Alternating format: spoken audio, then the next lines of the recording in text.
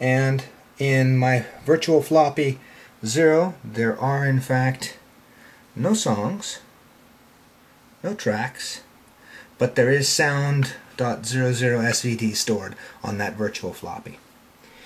We're not going to... Well, you want to load it? Nah, let's not. Exit. Okay. Once again, it's just like dealing with the other drive. Take this off. Go to the next virtual floppy, number 1. Put this back online. It does a little bit of a read. We then go back to disk mode over here. Take a look. Load.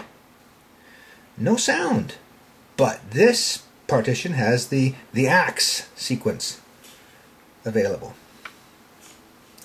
So you can see what we basically have here through this extra piece of equipment is the ability to back up what would normally go on a floppy on virtual floppies, however many that will fit on either a smart SD media, the old compact flash card, or whatever. This is a mass storage device. This is designed to accept mass storage devices, and therefore it works. I figured that would be the case. I was really pleased to see that it actually did.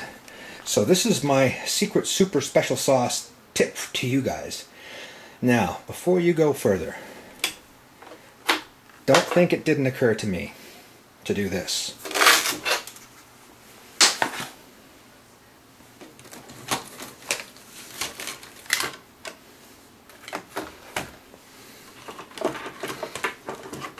I just want to say for the record, in case you've already made this logical leap, what about taking the USB floppy drive and plugging that in? Hey, wouldn't that be cool? Now, we have the original disc in the USB floppy drive plugged in to the USB floppy emulator, and bwahahaha, lo and behold, and you will see that the USB floppy reader does not really know how to make sense out of this guy. It really doesn't. And the reason is that this is not a USB mass storage device. Consequently, it's not going to work. Even when this thing is looking at partition 0, it doesn't see what's on this floppy disk. Because this doesn't report into a Windows machine or a Mac as if it's a mass storage device. It actually comes in as a floppy drive. I don't know if you remember from seeing on the screen there that I showed. It actually came up as a floppy drive. It knew that it was a floppy drive down at the hardware level. Because of that, it's just not working, unfortunately, which is really a shame, because that would have been super cool to actually have a floppy drive that you could use to read old discs. So the way that this works is this. You get one of these guys. You get one of these guys with the USB floppy drive, and you plug it into your main PC, the XP machine that you're going to be running the formatting tool on. And that becomes basically the floppy drive that you don't have anymore.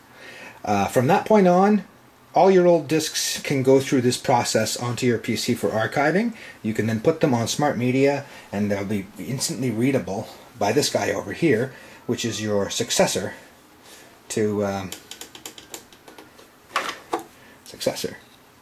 the floppy. So, ladies and gentlemen, I give it to you. Floppy drive upgrade on the Roland XP-80, but you could apply it to pretty much any other synth. And in fact, we're going to try this all over again with the Yamaha SY77 next.